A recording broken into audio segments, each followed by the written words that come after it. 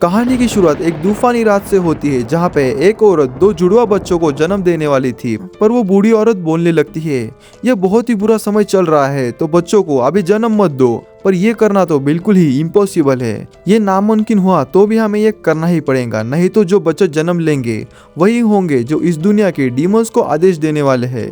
पर आखिर में वो उन बच्चों को जन्म दे ही देती है। फिर एक आदमी उन बच्चों को देखता है और पछताने लगता है, क्योंकि उसे पता था कि यही बच्चे हैं जो इस दुनिया के सुबह और रात वाले डीमंस को कंट्रोल करने वाले हैं। अब 16 साल बाद उन्हीं में से एक लड़का यूरू जंगल के अंदर हंटिंग कर रहा था। वो एक ही अटैक में एक पंछी को मार गिरा देता है और अपने घर पे निकल जाता है, जहाँ उसका भाई डेंजी उसका वेट कर रहा था। डेंजी बोलता है, फिर से तुम मुझे अकेले छोड़ के हंटिंग के लिए चले गए। क्या होता अगर तुम्हें कुछ हो जाता तो तुम्हारी हेल्प करने के लिए वहां पे कौन आता? पर यूरू बोलता है, तुम्हें मेरी चिंता करने की बिल्कुल भी जरूरत नहीं है, क्योंकि लेफ्ट और राइट साइड के गार्डियन ड्रैगन्स हमेशा मेरे प्रोटेक्शन करने वाले हैं। डेंजी देखता है कि यूरू ने एक बर्ड पकड़ के लाई है, तो वो उसका पूरा टेंशन भूल जाता है और सोचने लगता है कि आज वो बर्ड से क्या डिश बनाने वाले हैं। अब वो दोनों घर जा रहे थे, रास्ते में उन्हें कुछ गांव वाले भी मिलते हैं। यूरू और डेंजी उन दोनों से बातें करते करते जा रहे थे। वो सब लोग भी इन दोनों से बहुत ही प्यार करते हैं। फिर वो दोनों अपने घर पहुंच जाते हैं। तभी दादी डेंजी को बोलती है, मेरी लकड़ी काटने में मदद करो। ये सुनते ही वहां से वो डेंजी भाग जाता है। फिर यूरू दादी को अपनी बहन के बारे में पूछता है। वो बताती है, हमेशा की तरह वो शांति से अपना काम कर रही है। उसके बाद यूरू घर के अंदर जाता है, जहां वो अपनी बहन को एक पिंजरे के अंदर बंद देखता है। आशा उसे हंटिंग से वापस आने के लिए वेलकम करती है। फिर यूरू नीचे बैठ जाता है और उसे अपने पूरे दिन की स्टोरी बताने लगता है कि उसने आज कैसे एक पंछी को पकड़ लिया है। ये सुन के आशा बहुत ही इम्प्रेस हो जाती है। यूरू बोलता है, मैंने तो सोचा था कि मैं आज एक बहुत ही बड़ा भालू पकड़ लूंगा, पर वो हुआ ही नहीं। फिर वो बताता है कि इस बार बहुत ही कम बारिश हुई है, तो हमारी फसल बहुत ही खराब हो सकती है, मतलब कि हमें खाने पीने में बहुत ही शॉर्टेज हो सकती है। इसीलिए मुझे हंटिंग के अंदर और समय देना चाहिए, जिससे मैं सर्दियों की पूरी तरह से तैयारी कर सकूं। ये सुनने के बाद आशा सोचती है, अगर ऐसा हुआ तो क्या गांव वाले बड़े लोग गांव छोड़कर काम ढूंढने के लिए नीचे वाली दुनिया में चले जाएंगे क्या? यूरू कहता है, हाँ वो हो सकता है। तो आशा पूछती है, तुम भी उन्हीं के साथ चले जाओगे क्या? पर यूरू कहता है, नहीं, मैं कभी भी तुम्हें अकेला छोड़ के यहाँ से नहीं जाऊंगा। इसीलिए मैं खुद को ट्रेन कर रहा हूँ और खुद को हंटिंग में स्पेशल बना रहा हूँ, जिससे मैं गांव वालों के लिए इम्पोर्टेंट बन जाऊँ, जिससे कि वो मुझे नीचे की दुनिया में नहीं भेजेंगे। और आशा को कहता है, तुम टेंशन मत लो, हमें कोई भी चीज अलग नहीं कर सकती और तुम्हें मैं हमेशा प्रोटेक्ट करता रहूंगा। ये सुन के आशा बहुत ही खुश हो जाती है। तभी वहां पे एक औरत आ जाती है और यूरू को बताती है कि डारा गांव में वापस आ चुका है। अब दूसरी साइड हम डारा को देखते हैं, जो अपना लाया हुआ सामान वहां पे बेच रहा था गांव के अंदर। तभी कुछ गांव वाले उसे पूछते हैं, बाहरी दुनिया में फिलहाल क्या चल रहा है? तो वो बताता है कि बाहरी दुनिया में अभी बहुत ही महंगाई बढ़ चुकी है और वहां पे एक बहुत ही खतरनाक बीमारी भी आ चुकी है, जिससे बहुत ही लोग मरते जा रहे हैं। तभी वहां पे यूरू आ जाता है, तो उसके आते ही डेरा उसे एक बॉल दे देता है, क्योंकि उसे पता था कि यूरू अपने लिए कभी कुछ नहीं लेता, पर अपनी बहन के लिए हमेशा कुछ न कुछ लेके आता है। यूरू कहता है, हाँ तुमने बिल्कुल ही सही कहा। अब थोड़ी देर बाद डारा वहां से चला जाता है और दूसरी साइड यूरू और डेंजी अपना अपना काम कर रहे थे। तभी डेंजी गांव छोड़ के जाने की बात कर रहा था, क्योंकि उसे बाहर की दुनिया देखने की है, और बोलता है जो भी लोग गांव छोड़ के चले जाते हैं वो कभी भी वापस नहीं आते, तो उसे लगता है कि बाहर की दुनिया बहुत ही खूबसूरत होंगी। पर यूरू को इसका पूरा उल्टा लगता था। वो बोलता है, मैं तो मेरी पूरी जिंदगी यहीं पे बिताना चाहूंगा, क्योंकि उसकी बहन भी यहीं पे है। डेंजी कहता है, क्यों ना हम आशा को भी हमारे साथ ले चले? पर यूरू कहता है, अगर वो तुम्हारे साथ घूमी तो वो बिल्कुल भी सेफ नहीं होगी, और उसे याद दिलाता है कि आशा को यहाँ पे बहुत ही इंपॉर्टेंट काम दिया गया है, वो उसे करना ही होगा। तभी डेंजी को रियलाइज होता है कि वो कभी आशा को मिला ही नहीं। तो यूरू कहता है, वो सिर्फ कुछ गिने चुने लोगों से ही मिलती है, तुम्हारे जैसे मामूली लोगों से नहीं मिलती।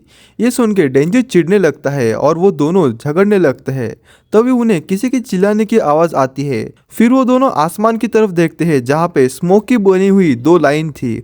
उन्हें लगता है कि वो ड्रैगन्स ने बनाई है। फिर धीरे धीरे वो आवाज बहुत ही बढ़ने लगती है और यूरू को याद आता है कि जब वो बाहर हंटिंग को था, तभी भी ऐसी ही आवाज आई थी।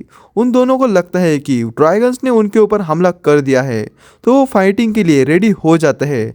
तभी अचानक से कोई तो भी एक स्पेल कास्ट करता है, जिससे गांव के ऊपर का बैरियर जो होता है वो पूरी तरह से एक ही झटके में टूट जाता है। फिर वो दोनों वापस आसमान के अंदर देखते हैं तो उन्हें पता चलता है कि वो स्मोक तो एयरप्लेन के अंदर से आ रहा था, और उन्हें साथ में 2 हेलीकॉप्टर्स भी दिखते हैं जो सब जगह पे घूम रहे थे।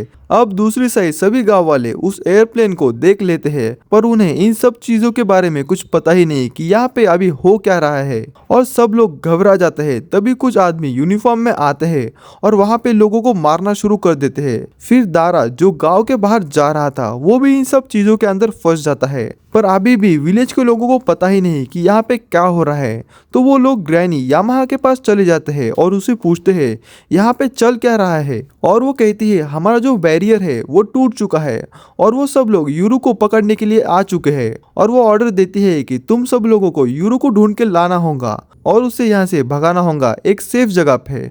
फिर वो सब लोग यूरू को ढूंढने के लिए चले जाते हैं। तभी दूसरी साइड यूरू और डेंजी गांव के अंदर पहुंच जाते हैं। वहां पे वो बहुत सारी मरी हुई लाशें देखते हैं, और वहां से वो भागते हुए अपने घर के तरफ चले जाते हैं, क्योंकि उन्हें देखना था कि उनका परिवार अभी सुरक्षित है या नहीं। तभी उन्हें बीच में कुछ सोल्जर देख लेते हैं और बोलते हैं हमने उस लड़के को ढूंढ लिया है। उसी समय यूरू उन्हें अपने तीर से मार देता है एक ही झटके के अंदर, और रास्ते में वो दोनों उन्हें खत्म कर देते हैं। अब यूरू को डाउट होने लगता है कि वो जो उड़ने वाली चीज है वो सच में ड्रैगन है या नहीं, या और कुछ है। अब वो दोनों गार्डियन स्टैचू के पास पहुंच जाते हैं। डेंजी कहता है मेरी माँ घर के अंदर अभी भी काम ही कर रही होंगी।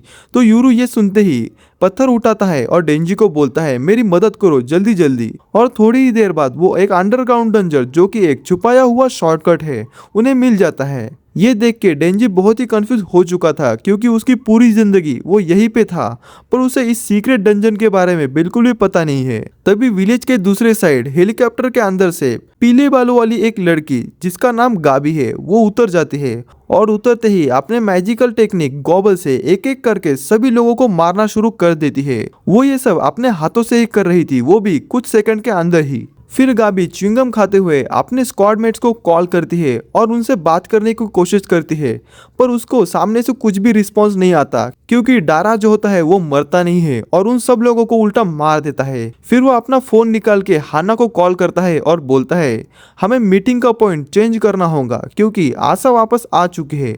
अब दूसरी साइड जहां आशा थी वहां एक लड़की यूरू की दादी को घसीटते हुए लेके आ रही थी। फिर वो आशा को केज के अंदर देखती है और उसका मजाक उड़ाने लगती है। फिर वो अपना हाथ आगे करती है और अपना मैजिकल पावर यूज करती है, और एक ही झटके के अंदर उस केज को और आशा का सर दोनों ही फोड़ देती है। तभी यूरू वहां पे पहुंच जाता है आशा ठीक है कि नहीं देखने के लिए। तो वो लड़की डरावनी सी स्माइल करते हुए बोलती है मैं तुम्हें बचाने के लिए आ गई हूँ, और मैं तुम्हें यहाँ से ले जाऊंगी, और साथ में इन सब गाँव वालों को मार दूंगी सिर्फ तुम्हें छोड़ के। यूरू को ये सुन के अविश्वास नहीं हो रहा था, पर वो जैसे तैसे हिम्मत करके उसे बोलता है ऐसा हो ही नहीं सकता कि तुम्हारी जैसी कोई लड़की मेरी बहन है।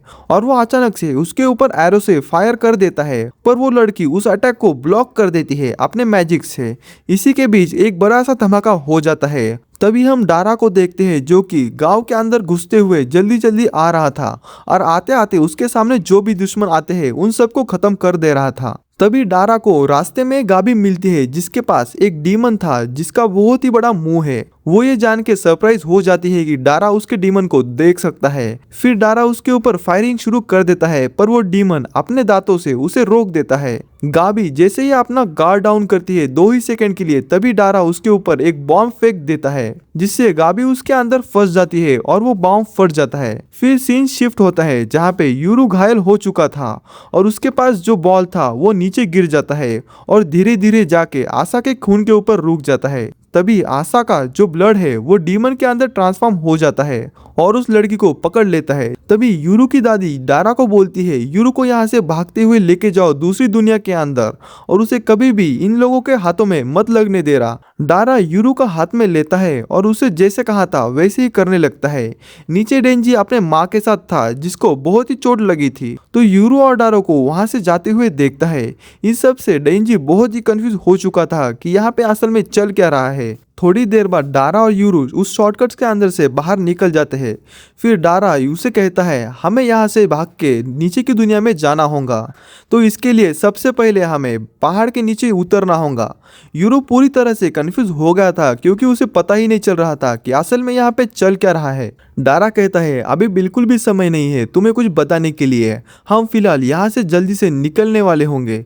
तभी उन्हें हेलीकॉप्टर्स के अंदर के लोग देख लेते हैं, मतलब उन्हें अभी भागने के लिए बहुत ही मुश्किल होने वाली है। तो डारा अपने बैग के अंदर से एक नेकलेस निकालता है और यूरो को बोलता है इस नेकलेस को उन दो गार्डियन ड्रैगन्स के बीच में जो सिंबल है वहां पे लगा दो। ये सुन के यूरो कंफ्यूज हो जाता है। डारा चिल्लाते हुए बोलता है मैं जैसा बोल रहा हूँ वैसा चुपचाप करो। तो यूरो भागते हुए जाता है और उस सिंबल पे उस नेकलेस को लगा देता है। उसे वो लोग आराम से खुले के अंदर देख रहे थे, पर वो उसे मारते नहीं क्योंकि उन्हें ऑर्डर था कि उसे उन्हें जिंदा पकड़ना है। उसी समय यूरू उस नेकलेस को उस सिंबल के अंदर लगा देता है। फिर दारा यूरू का मुंह उस नेकलेस के ऊपर मार देता है, जिससे यूरू का जो खून है उस नेकलेस के ऊपर गिर जाता है। और अब डारा भी खुले में पहुंच जाता है तो एनिमी उसे देख लेते हैं और उसके ऊपर अपनी बंदूक तान देते हैं और उसे शूट करने ही वाले थे। तभी वो नेकलेस ग्लो करने लगता है और उसके अंदर से तेज पीली रोशनी आने लगती है।